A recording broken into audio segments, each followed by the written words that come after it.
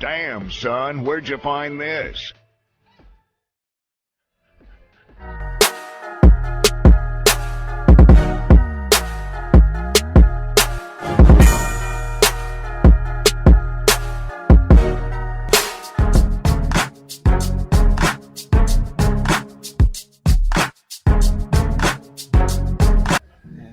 Sup guys, sup homies, ito. Ngayon, video na to, pag-usapan natin kung dog maintenance naman tayo. Kung ano yung mga kailangan mong i-maintain sa mga sunod, tsaka yung mga gamot, vitamins na dapat meron ka, na dapat may stock ka palagi. Ito, kasama ko ngayon si Awi. Shades pa, naku. Nakita ko siya sa inyo. Ayun si Awi. Si Awi ay 7 months old. Ayan, anak ni Leonidas. Uy!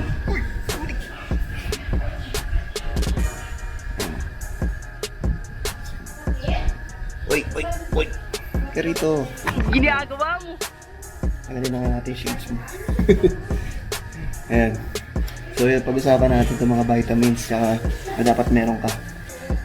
Unang-una, ito gamit ko sa kanilang vitamins lang. Papi OB.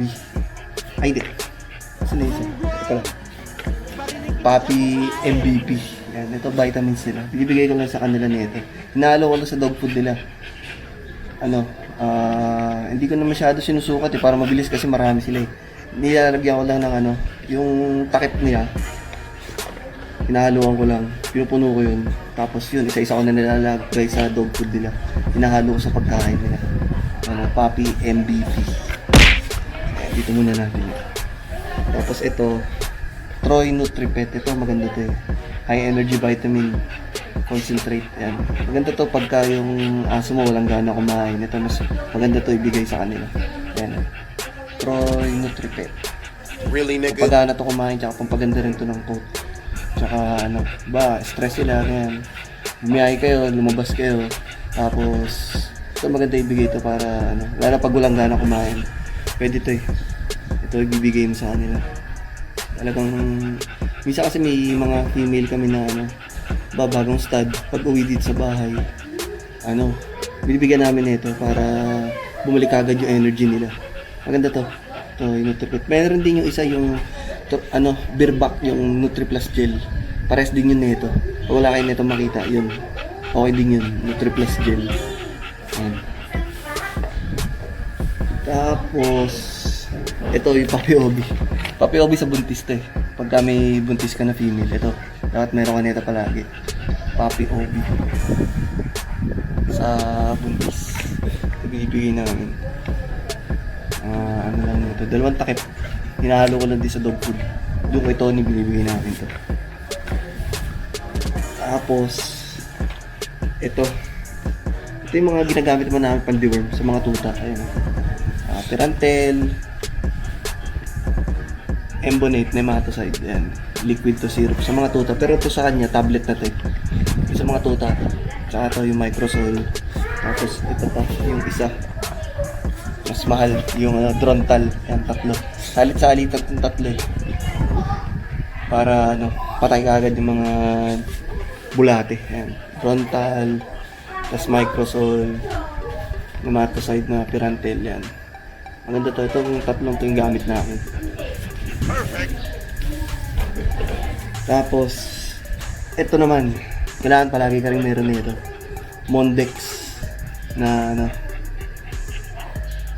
ayan. Ang tawag dito yung D-glucose. Mondex na dextrose powder yun. Dextrose powder. Importante to para di ma-dehydrate yung aso mo. Lalo na sa mga mahinang uminom ng tubig, tsaka yung sa mga nagpapadede, binibigay namin to para hindi sila ma-dehydrate. Maganda to. Dapat palagi meron nito. Mondex. Tapos, ito naman Repamol. To eh. Binibigay namin to pagkapahit na yung aso namin. Para sa dugo to eh. Para sa blood circulation nila. Sabi nila, maganda to para madaming iyanak yung female na kapag gusto mo marami silang anak. Maraming puppies na lumabas. maganda to. Yun ang, sa experience ko naman, okay naman. Effective naman siya. Try nyo rin. Pero yun, bibigay namin to, mga, every other day. 2 times a week lang tayo. Pero kami, every other day. Mga 1 month before mag-hit yung aso mo, expected dito. Sabi nila, pampabilis din daw to mag-hit, pang-fight. Pero parang di naman kasi may hit cycle sila. Ito, yun, Repamol. Tapos, ito naman, Oasis. Binibigay rin namin ito sa female namin. Maganda ito, pampadami ng dede. Ay, pampadami ng ng gata sa dede. Pampagatas to eh. Maganda to. Oasis. Yan. Tsaka may siya. Sabi niya may nakalagay dito na anti-parbor properties. Mukhang totoo naman.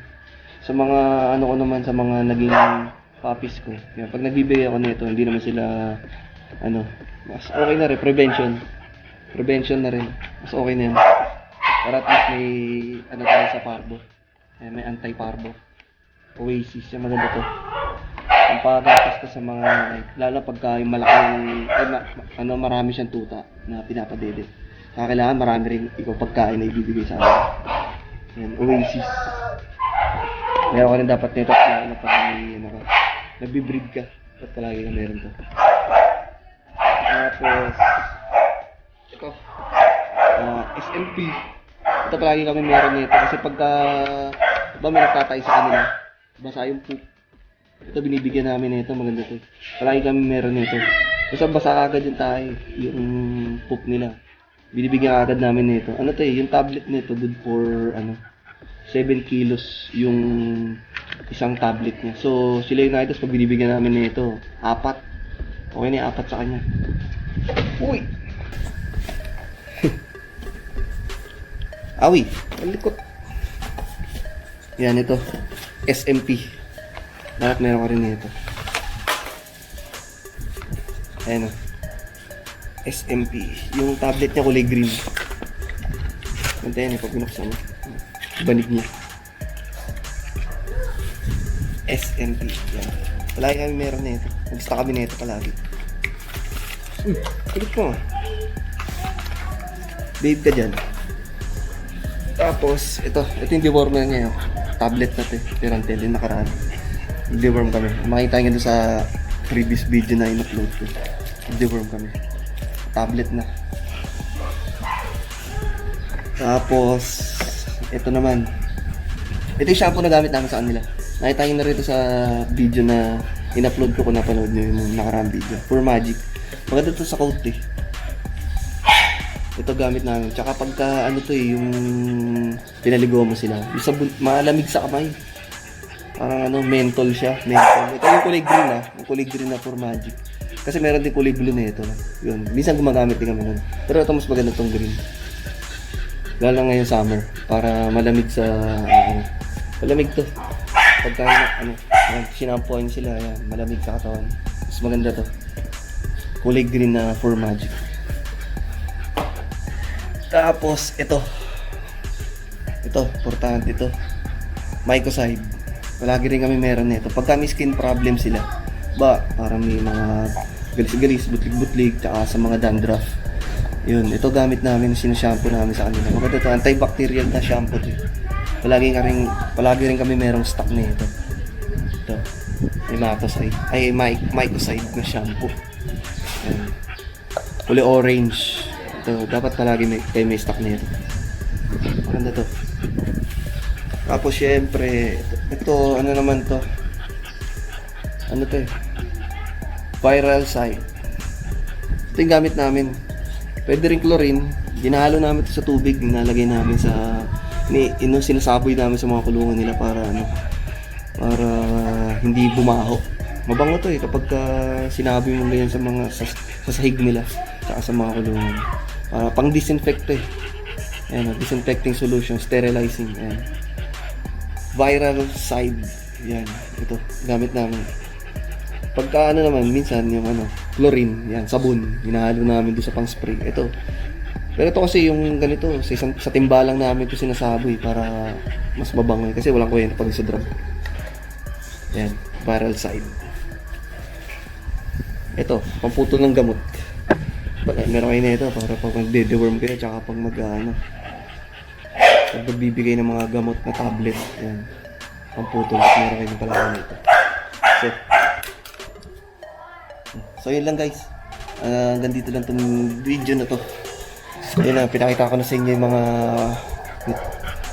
mga vitamins and mga basic needs na dapat meron kayo palaging stock sa bahay nyo kapag may alaga kayong aso. Ayan, si Awi. Ayan. Next video na lang ulit. Kabayaran niya, marami pa tayo video i-upload. Stay safe. Dito lang muna tayo sa bahay. Huwag muna tayo lalabas. Malapit na tayo makalabas. Sana matapos na to. Sama ko kayo sa mga adventures natin. Lalabas tayo. Ayan. Hindi tayo makapag-walk masyado ngayon kahit dito sa subdivision namin. Pinagbabawalan na rin kami lumabas-labas ng bahay. Kaya, pero dito sa harap, minsan mag-walk din ako. Diyan lang, paikot-ikot lang ako sa harap. Sama ko kayo. Sige, hanggang doon lang guys. Hanggang dito lang itong video na to. Peace! Like and subscribe.